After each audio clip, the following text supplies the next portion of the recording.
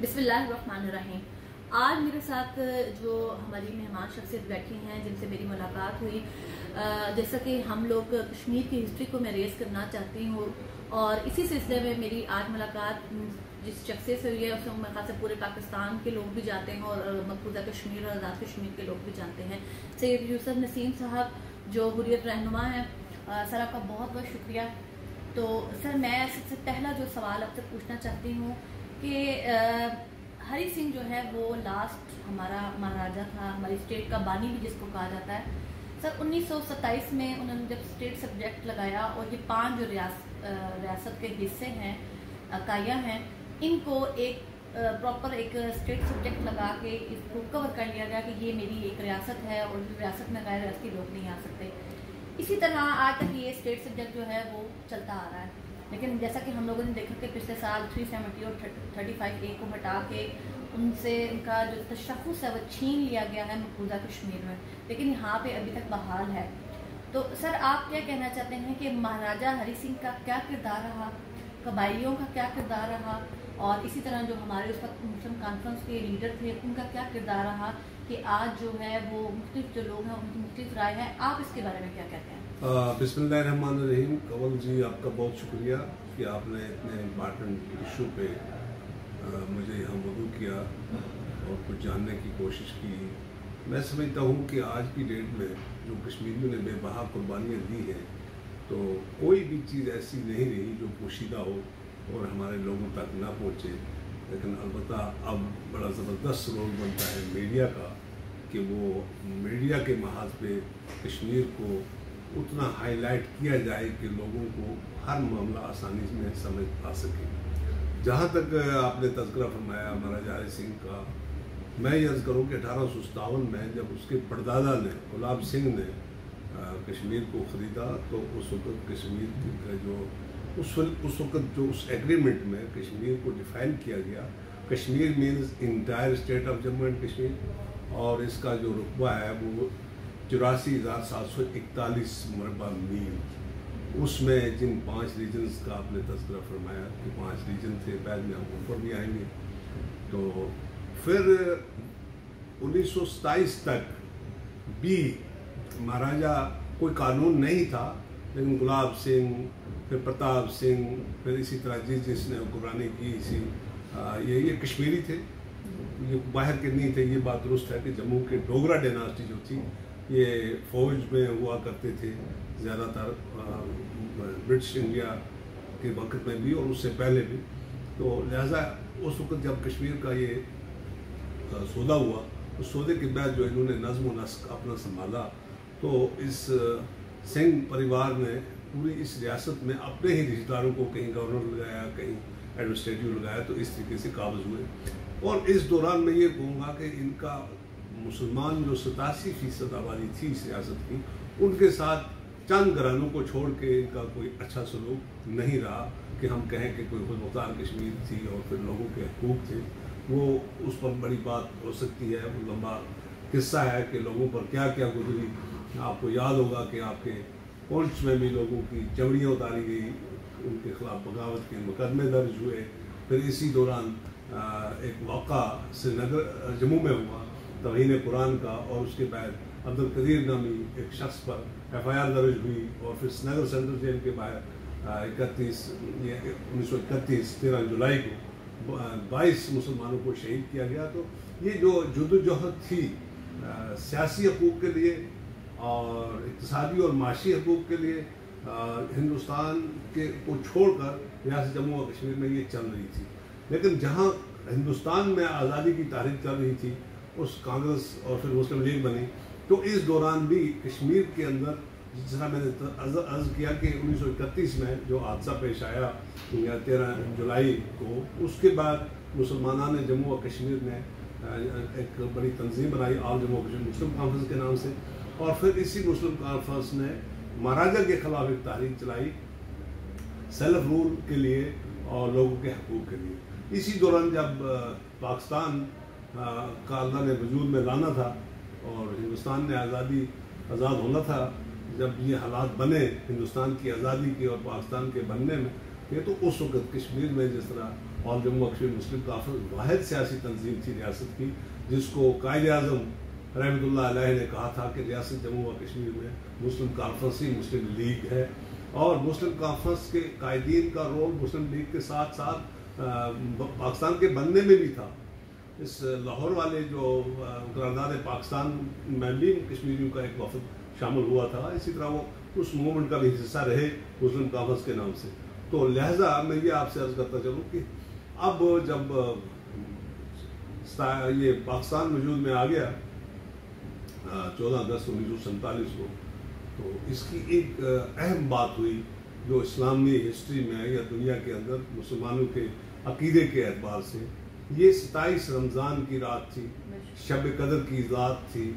لیلۃ القدر کی رات تھی، نزول قرآن کی رات تھی، اور اسی رات ہزاروں مسلمان جو ہیں وہ اعتکاف میں بیٹھے ہوئے تھے، لیکن خبر آئی کہ دنیا کے نقشے میں ایک نیا ملک وجود میں آیا ہے جس کا نام اسلامی جمہوریہ پاکستان ہوگا۔ تو یہ تحفہ خداوندی بر صغیر کے لوگوں کے لیے ملا، لیکن آپ کشمیری قیادت کی سیاسی بصیرت کو دیکھیں، پاکستان اور اسلام کے ساتھ کشمیریوں کی محبت کو دیکھیں کہ پاکستان بننے سے کوئی 24 دن پہلے 19 جولائی کو سری نگر میں سردار ابراہیم خان صاحب کے گھر میں آبی گزر میں مسلم کانفرنس کے اکثر لیڈر جیل میں تھے، لیکن جو باہر تھے وہ انہوں نے یہ فیصلہ کیا، اس میں 23 ممبران قانون ساز اسمبلی بھی تھی اس وقت جو مہاراجے کے وقت کی تھی، تو انہوں نے یہ فیصلہ کیا کہ ریاست جموں و کشمیر جو ٹو نیشن تھیوری کے بغیر بھی ریاست جموں و کشمیر کے لوگوں کے جو رشتے کراچی میں ہیں، لاہور میں ہیں، پشاور میں ہیں اور راولپنڈی میں ہیں، اور اس وقت ہماری ایک ہی سڑک تھی جو ہندوستان کو اٹیچ کرتی تھی، متحدہ ہندوستان کو، جو سال بھر کھلی رہتی تھی، وہ سری نگر راولپنڈی روڈ تھی۔ تو اس لیے ہمارا ہر لحاظ سے، یہ کلچر کے اعتبار سے، یہ دین کے اعتبار سے، یہ اکانومی کے اعتبار سے، یہ بلڈ ریلیشن کے اعتبار سے، ہر اعتبار سے جو کشمیر ہے اس نے پاکستان کا حصہ جو ہے وہ بننا تھا۔ یہ فیصلہ کشمیریوں نے پاکستان بننے سے پہلے ہی کر دیا۔ اب میں آپ کے سوال کی طرف آؤں کہ مہاراجہ ہری سنگھ جس کا بیٹا آج بھی لیڈر ہے کشمیر کا، ہم بھی اس کو اپنا لیڈر مانتے ہیں، وہ ہندوستان کی کئی بار پارلیمنٹ سو کالڈ ممبر رہ چکا ہے اور پھر صدر ریاست رہا ہے، تو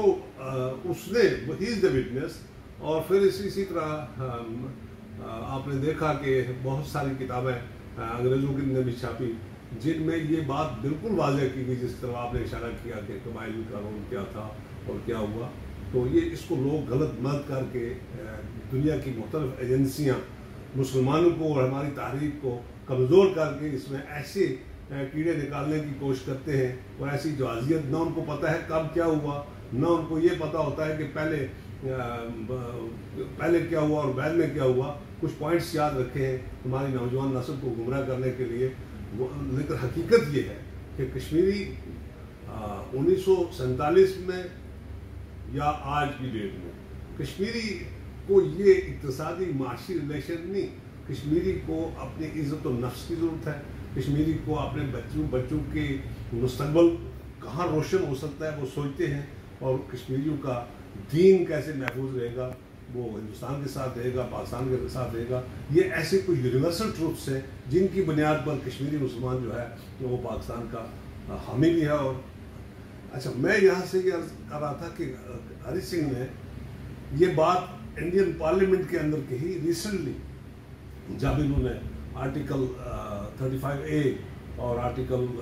370 کو ریموو کیا انڈین کانسٹیٹیوشن سے۔ اس نے کہا Kashmir was never part of India and Kashmir is not part of India. ان 3 نکات پر ہم نے ایک عارضی الحاق آپ کے ساتھ کیا تھا، اور اس کی 3 پوائنٹ پر کہ اس وقت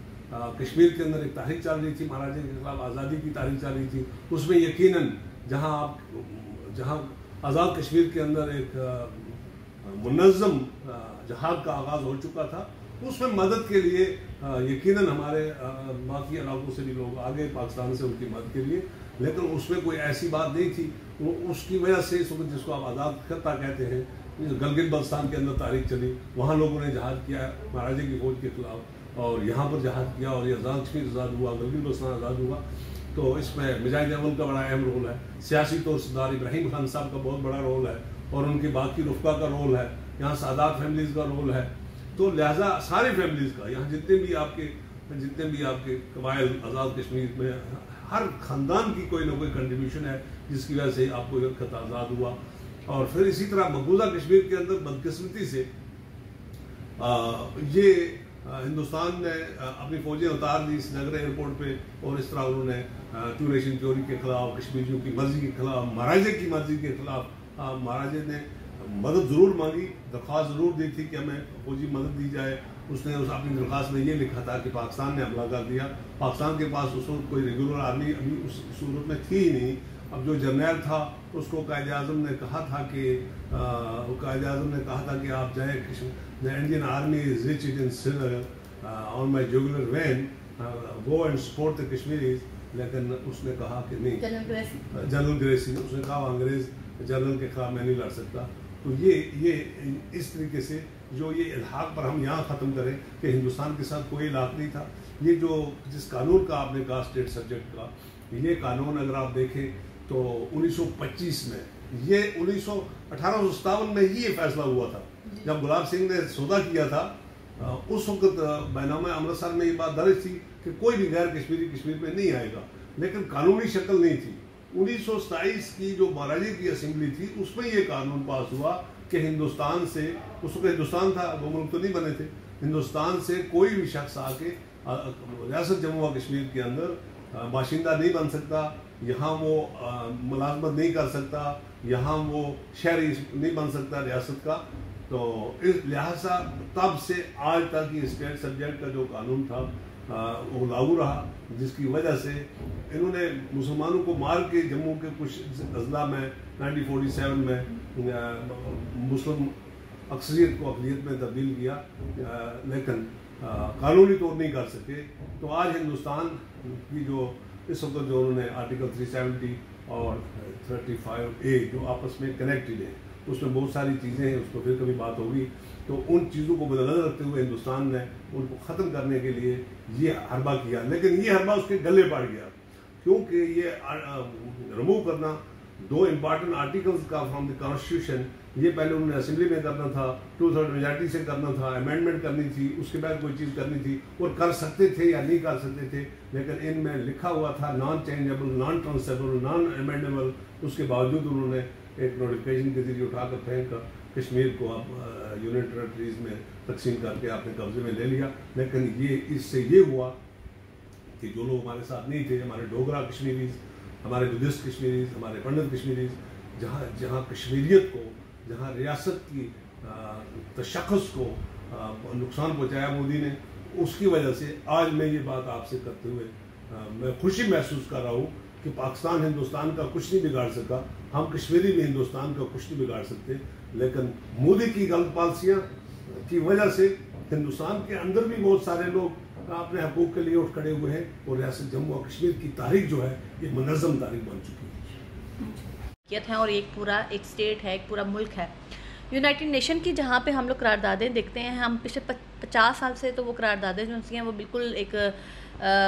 ردی کی طرح ایک ٹوکری میں شاید رکھی گئی ہیں، اور شاید یونائٹڈ نیشن بھی بھول چکا ہے، اور ہندوستان اور پاکستان کا شملہ ایگریمنٹ کی وجہ سے شاید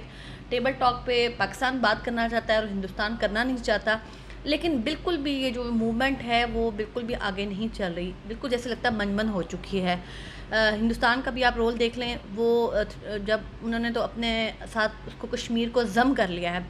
پاکستان کی طرف سے بھی دیکھیں اشارتاً کہا جا رہا ہے کہ ہم لوگ گلگت بلتستان کو جو ہے وہ صوبہ بنائیں گے، اور پچھلے کئی دنوں سے ہم دیکھ رہے ہیں کہ یہ زور و شور سے یہ چیز چل رہی ہے کہ ہم لوگ گلگت بلتستان کو صوبہ بنائیں گے، کیونکہ وہاں کے لوگوں کو ان کے حقوق نہیں مل رہے. تیسری بات میں آپ سے یہ پوچھنا چاہتی ہوں کہ آزاد کشمیر کو بھی آپ دیکھ لیں، پاکستان کے زیر انتظام ہے، وہاں کے لوگوں کے اندر بھی جو ہے وہ خود مختاری کا ایک جذبہ پیدا ہو چکا ہے. وہ کہتے ہیں کہ ہمیں ایک انڈیپینڈنٹ ریاست چاہیے جو ہماری مہاراجہ کی تھی. اس سلسلے میں آپ پاکستان کا کیا کردار سمجھتے ہیں، یونائٹڈ نیشن کا کیا کردار ہے، اور بھارت کا کیا کردار ہے؟ تو اور دوسری بات کہ ساری دنیا دیکھ بھی رہی ہے کہ ہندوستان جو ہے وہ وہاں پہ ظلم بھی کر رہا ہے. پاکستان کا ہم اگر ہندوستان کے ساتھ کمپیئر کریں، یہاں پہ ظلم نہیں ہوتا، لیکن یہاں پہ بھی الگ الگ ٹیریٹریز ہیں، گلگت بلتستان کا آپ دیکھ لیں کہ اور طریقے سے ہے، یہاں پہ جو ہے وہ لیجسلیشن اسمبلی تو ہے لیکن وزیر انتظام پاکستان کے ہے. ہندوستان جو ہے وہاں پہ وائلیشن بھی کرتا ہے، انسانی حقوق کی تذلیل کی جاتی ہے. اس کے بارے میں پوری دنیا خاموش ہے، آپ کیا کہیں گے؟ دیکھیے کنور جی، وہ پنجابی میں کہتے ہیں دنیا مندی زورن لکھ لعنت کمزورن. جی آپ نے دیکھا کہ دنیا نے افغانستان کے اندر بڑی مدد کی رشیا کو توڑنے کی، لیکن اسی طرح پھر امریکن اور یونائٹڈ نیشن اور پھر آپ کے نیٹو فورسز، لیکن لوگوں میں جو ایک کمٹمنٹ تھی، ایک ڈیڈیکیشن تھی، آج کی ڈیٹ میں وہ ان کو کارپیٹ بامنگ کے باوجود لوگوں کی ول کو کل نہیں کر سکے. تو آج مذاکرات چل رہے ہیں. اسی طرح مقبوضہ ریاست جموں و کشمیر کے لوگوں نے بھی اپنے مسلمان پیدائشی حق کے خود ارادیت کے لیے ان قراردادوں کے مطابق جو قراردادیں پنڈت جواہر لال نہرو کے ہندوستان کے کیس فائل کرنے کے جواب میں یونائٹڈ نیشن نے فیصلہ دیا کہ کشمیر کے لوگ اپنی آزادانہ مرضی سے اپنے سیاسی مستقبل کا تعین کریں گے. اور اس طرح جو یونائٹڈ نیشن کی 2 درجن قراردادیں ہیں جس میں کشمیریوں کے حق کی خود ارادیت کو تسلیم کیا گیا ہے، جس میں 5 جنوری 1949 قرارداد میں روڈ میپ دیا گیا ہے کہ کس طرح مسئلے کا حل نکالا جا سکتا ہے. اور اس طرح 1957 کی ایک قرارداد میں election in any part of state of Jammu and Kashmir, چاہے آزاد کشمیر ہو یا مقبوضہ کشمیر ہو،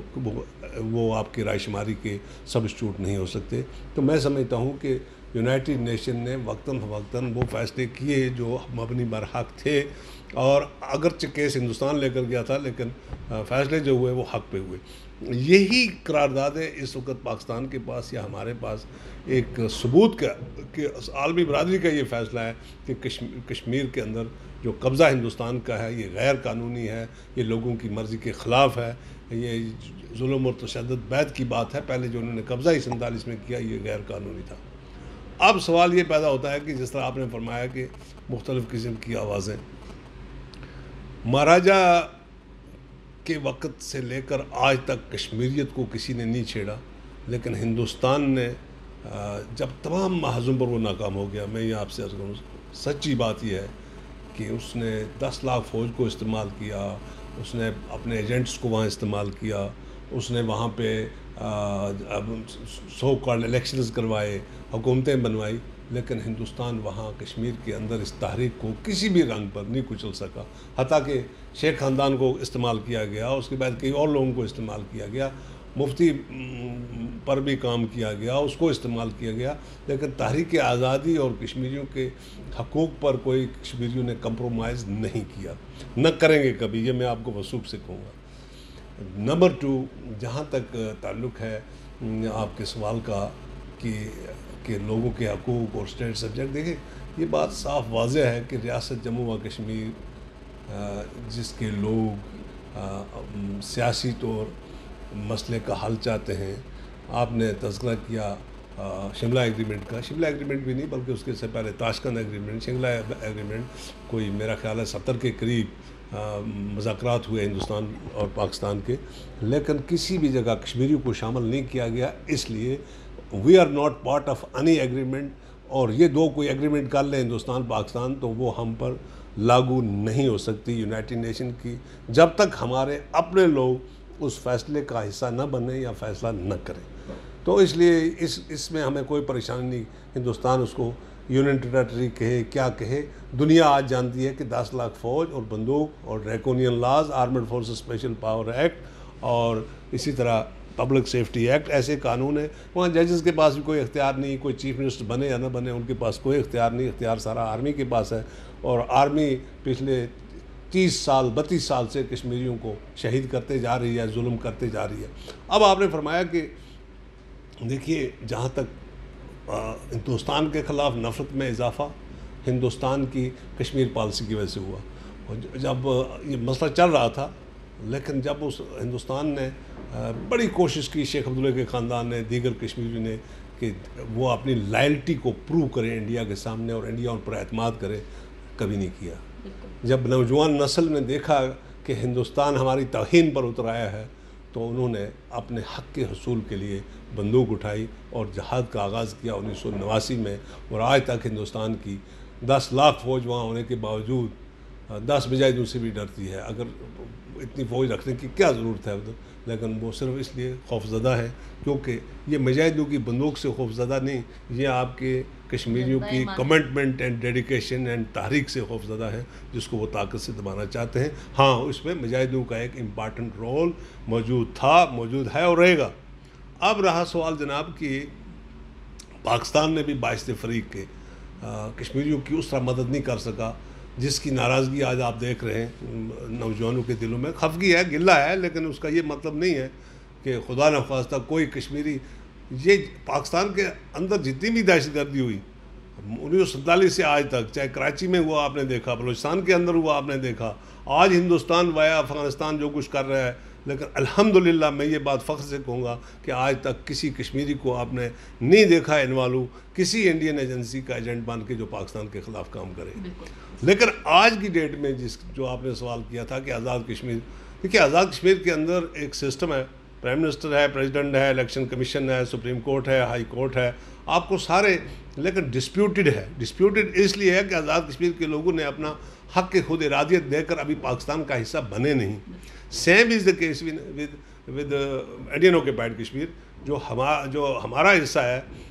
جو 1.5 کروڑ آبادی ہے آج کی ڈیٹ میں، اور جو سب سے بڑا حصہ ہے اور مین جو کشمیر ہے، وہاں پہ لوگوں نے 6 لاکھ لوگوں نے اپنی جانوں کی قربانی دے دی، ہندوستان کے فوج کے خلاف لڑے، ہندوستان کے سیاستدانوں کے خلاف لڑے، آپ نے ان لوگوں کے خلاف لڑے جو انڈیا کے ایجنٹ بنے، تو اس کے باوجود تحریک جاری ہے۔ ہندوستان وہاں اپنا قبضہ جو ہے اس کو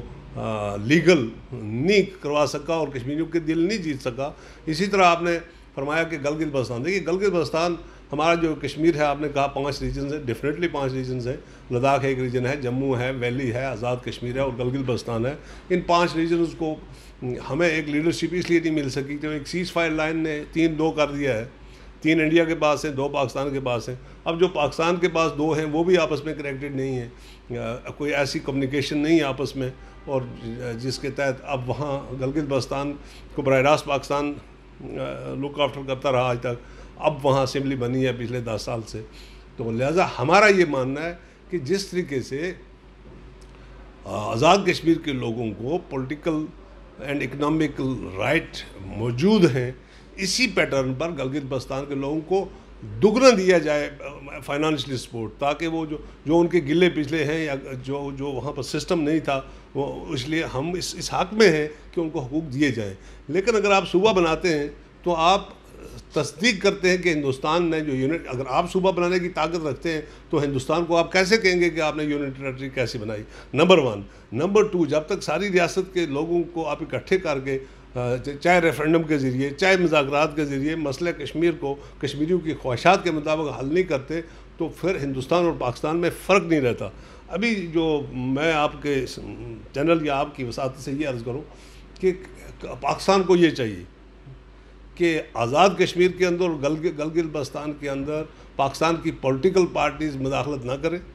کشمیریوں پر اعتماد کریں، کشمیریوں کی تنظیمیں کشمیری لوگوں کی سپورٹ سے اسمبلی بنے، جس کو ہم یہ نہ کہیں جس طرح یہ ایک دوسرے کو، ابھی دیکھیں کل الیکشن آزاد کشمیر میں ہوگا، وہاں یہی واویلا ہوگا کہ جی رولنگ پارٹی نے دھاندلی کی، اور ہوتا بھی ایسا ہی رہا آج تک کہ جس پارٹی کی حکومت آئی اس پارٹی نے دوسرے دن ساری اسمبلی کو خرید لیا، چاہے یہ پیپلز پارٹی کے وقت میں بھی ایسا ہوا، یہ میاں صاحب کے وقت میں بھی ایسا ہوا۔ تو اس وقت اب آپ کے نوجوان نسل جو ہے جن کا تذکرہ آپ نے کیا، وہ یہ دیکھتے ہیں کہ ہم نے ووٹ کسی اور ایجنڈے کو دیا تھا، جب یہ آدمی ایم ایل اے بنا تو یہ سیٹ کے سمیت ہی چلا گیا یا اپنی پوزیشن کے سمیت ہی لے کر پاکستانی تنظیموں میں چلا گیا، تو ہماری کشمیریت کا تو تہس تہس ہوگی، پھر کشمیر پھر ڈسپیوٹڈ نہیں رہی نا۔ تو میں یہ ریکمینڈ کروں گا کہ گلگت بلتستان ہو، آزاد کشمیر ہو، پاکستان کی ساری سیاسی جماعتوں کو وہاں بالکل ایسا الیکشن کروانا چاہیے تاکہ ہم کہہ سکیں کہ یہ کشمیر کا فیصلہ کر سکتے ہیں، ان پر کوئی پریشر یا کوئی انفلوئنس، جس طرح Indian influence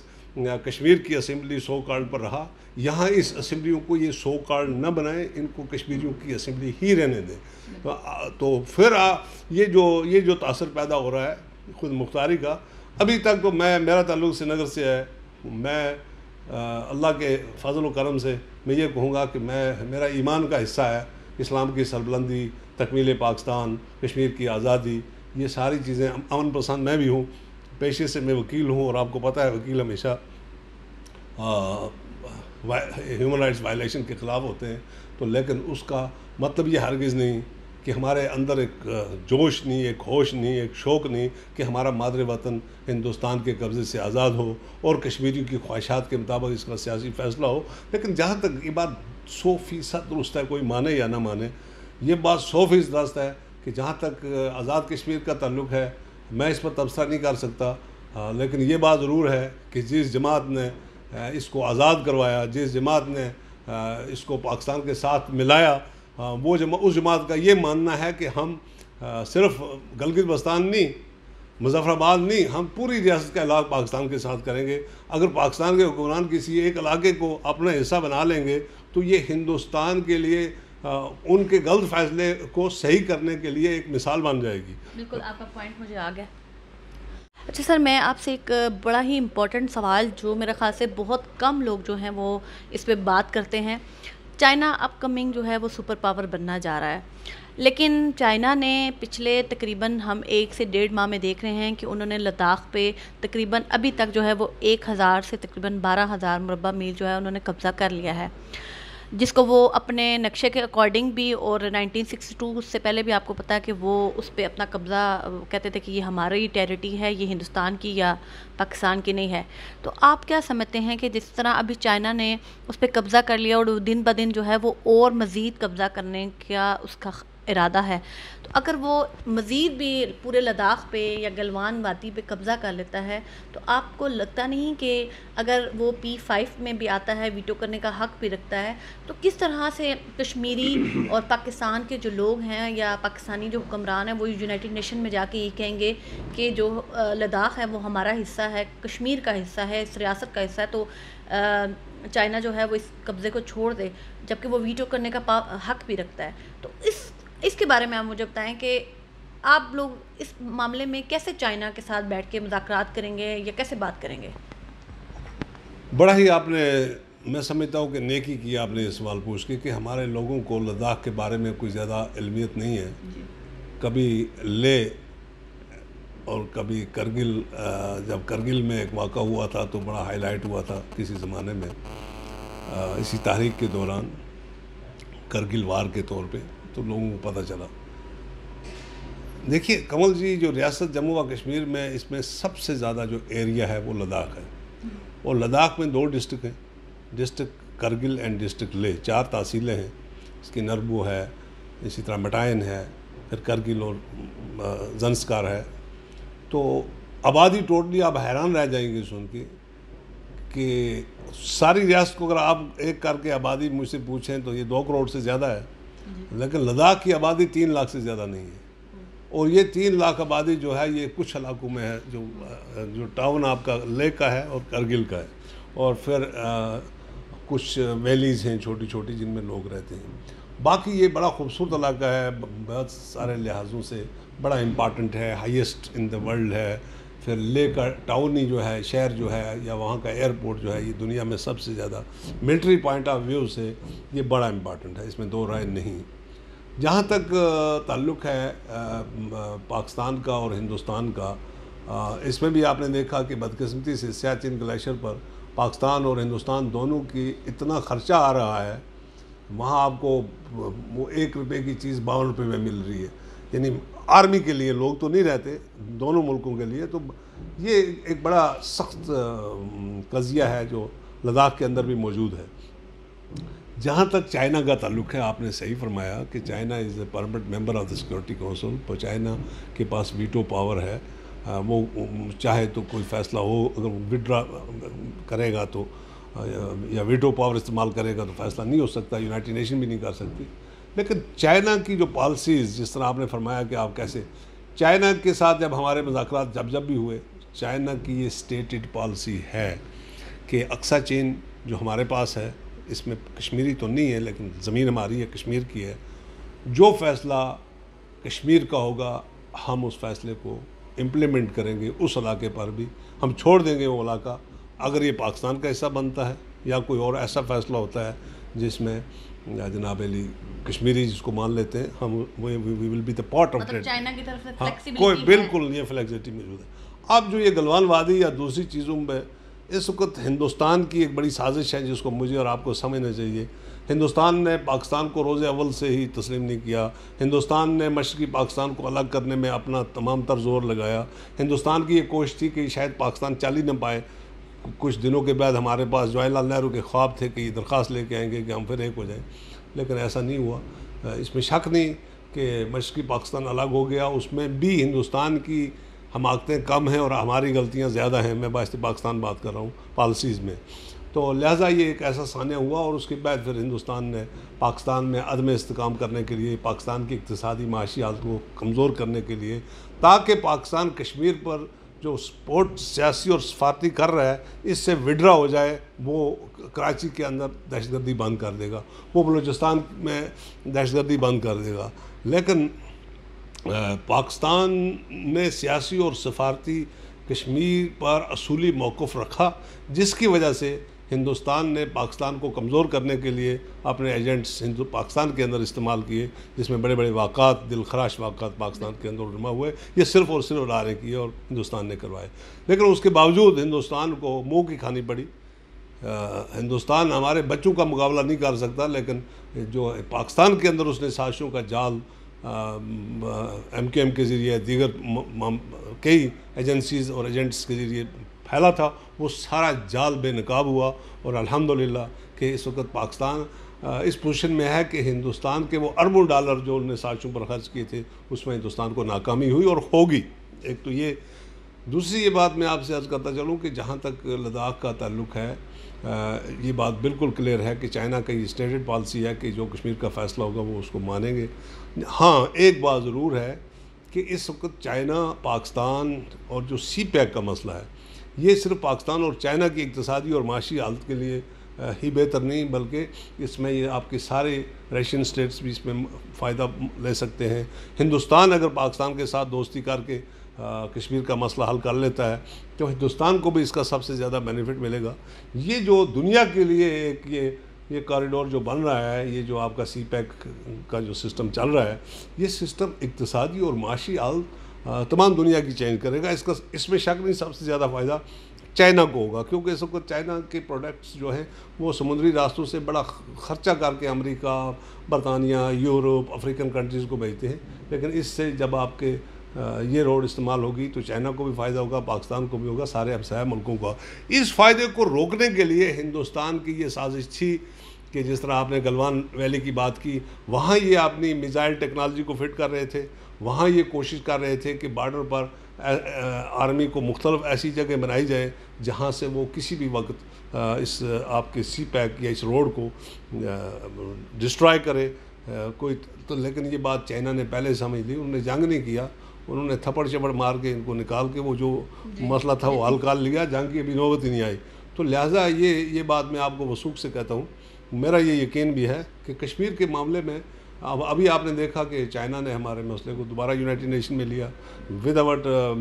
security council permanent member. آپ سیکورٹی کونسل میں جا ہی نہیں سکتے کیس لے کر. اس پر بھی ڈیبیٹ ہوا، 2 بار یونائٹڈ نیشن میں ڈیبیٹ ہوا. پھر کشمیر کے ہیومن رائٹس وائلیشن جتنے بھی ہوئی، الحمدللہ ایک بات میں یہاں آپ کے وساطت سے ضرور عمران خان صاحب کو یہ کریڈٹ جاتا ہے کہ جو ان کی سال گزشتہ میں تقریر یونائٹڈ نیشن میں ہوئی، اس تقریر میں اس نے 100% سچ بول کر دنیا کی دل جیت لیے، گراؤنڈ ریئلٹیز بتا کے، جس میں کشمیر بھی آیا، باقی معاملات بھی ہوئے. اس کے بعد واقعی کشمیریوں کو آڈینس ملی ان UN، آڈینس ملی ان ہیومن رائٹس کونسل، جہاں یونائٹڈ نیشن کے ہیومن رائٹس کونسل کے چیئرمین نے 2 رپورٹس شائع کی، جس میں ہندوستان کی طرف سے جتنی بھی ظلم اور ستم کشمیریوں کے اندر ہو رہا ہے ان کو بند کرنے کے لیے بھی کہا گیا. اور ہماری ساری باتوں کو انہوں نے تصدیق کی کہ یہ سچ ہے کہ جہاں ریپ کو as a weapon of war کے طور پر استعمال کیا، جہاں ہماری 10,000 بچیاں جن کے ہسبینڈ اٹھائے فوج نے، پھر پتہ نہیں چلا ان کے وائر اباؤٹس کا، تو پھر ان نون گریوز جب وہاں سے ملی، پھر وہاں پہ ہماری پوری قیادت جیلوں کے اندر ہے. اس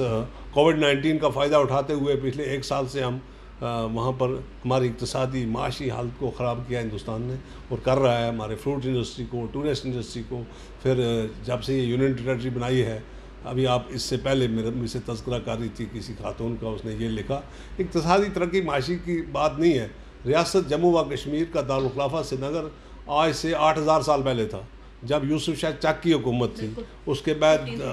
پھر یہ سلسلہ چلتا آیا،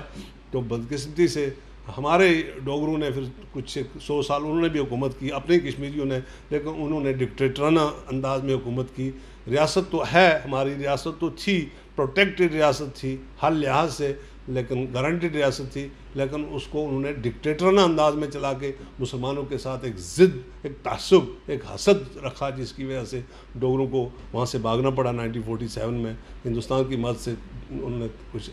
ہندوستان نے قبضہ کر لیا. ان کی اس غلطی کی وجہ سے 2 باتیں میں آپ کے ذریعے کلیئر کرنا چاہتا ہوں، جو جہاں تک ہماری آواز پہنچے. ایک تو آج تک ہندوستان کوئی ایسا ڈاکومنٹ دنیا کو نہیں دکھا سکا جس میں مہاراجہ ہری سنگھ نے کوئی پرمنٹ الحاق ہندوستان کے ساتھ کیا ہو. 1 جو ہم نے سنا، پڑھا، دیکھا، ریسرچ کیا یونیورسٹیز کے اندر، اس میں ایک عارضی طور پر مدد مانگی گئی تھی، جس کو انہوں نے پہلے انکار کیا اور بعد میں انہوں نے فوج اتار دی. اور اس طریقے سے جب جس ڈیٹ کا وہ کہہ رہے ہیں کہ اس ڈیٹ کو ہماری ایگریمنٹ ہوئی، اس ڈیٹ پر مہاراجہ جموں میں تھا، یعنی 26 اکتوبر 1947 وہ جموں میں تھا. جس ڈیٹ کا وہ دستخط دکھا رہے ہیں، لیکن وہ دستخط بھی جس کاغذ پر دکھا رہے ہیں وہ کوئی ایکسیشن ٹو انڈیا نہیں تھا. آج تک یونائٹڈ نیشن کے اندر، آج تک دنیا کے جتنے بھی کنفلکٹ ریزولوشنز کے ایکسپرٹس ہیں، انہوں نے جتنی بھی تحقیق دنیا کے اندر کی، اور خاص کر ہندوستان اور جموں کشمیر کے اندر کی، اس میں کوئی ایسا ثبوت ہندوستان نے ابھی تک پیش نہیں کیا جس سے یہ لگے کہ ریاست جموں و کشمیر کا الحاق ہندوستان کے ساتھ ہوا ہے. کراچی ایگریمنٹ ہوئی ہمارے کشمیری لیڈروں اور پاکستانی لیڈروں کے درمیان، وہ ریکارڈ اوپن ہے، کتابوں میں چھپا ہے، ہر ایک دکھاتا ہے کہ یہ جی ان شرائط پر ہم، کیونکہ مظفر آباد، یہ بھی میں آپ سے کہوں کہ مظفر آباد میں اس وقت ٹینٹس میں حکومت قائم ہوئی، کوئی پیسہ نہیں تھا، کوئی فوج نہیں تھی، کوئی اقتصادی معاشی حالت ایسی نہیں تھی کہ مظفر آباد میں بیٹھ کے آپ گلگت اور کرگل کو بھی اپنے ساتھ چلا سکیں یا لداخ کو چلا سکیں. تو اس وقت ایک فیصلہ ہوا، جس فیصلے کے تحت وہاں ایڈمنسٹریشن پاکستان نے اپنے ہاتھ میں لی، لیکن ملکیت کی بات تب تک نہیں ہو سکتی جب تک وہاں کے لوگ فیصلہ نہ کریں کہ ہم نے الحاق پاکستان سے کرنا ہے. تو لہٰذا یہ جو ساری چیزیں سامنے آئی، اس میں جو اپیل کر رہا ہوں پاکستانی لیڈرشپ، ساری لیڈرشپ سے، کشمیر سارے کا سارا آپ کا ہے. کشمیر پر آپ ایک ہو جائیں، چاہے وہ میاں نواز شریف صاحب ہوں، وہ زرداری صاحب ہوں، وہ عمران خان صاحب ہوں، وہ ہماری دینی تنظیمیں ہوں، جماعت اسلامی پاکستان ہو، ان سب کو کشمیر پر ایک ہو جانا چاہیے، تو کشمیر ہم آزاد کروا سکتے ہیں. اگر ہم آدھے ہندوستان کے دوست بن جائیں، آدھے ہم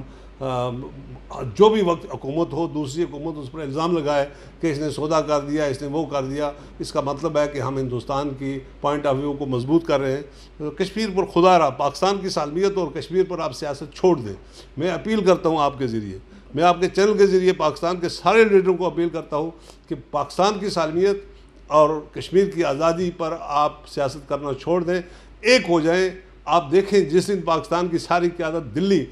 کشمیر کو حاصل کرنے کے لیے کشمیریوں کی اقتصادی اور معاشی یا جس طرح بھی اخلاقی مدد کر رہے ہیں، یہ کرتے رہیں. کشمیر کو ہم ہندوستان سے ہم نے آزاد کروانا ہے، لیکن یہ جو ہمارے ناراض بھائی، ہمارے بچے جو اس وقت مظفر آباد میں یا دوسری جگہوں پہ یا کسی جگہ لندن میں یا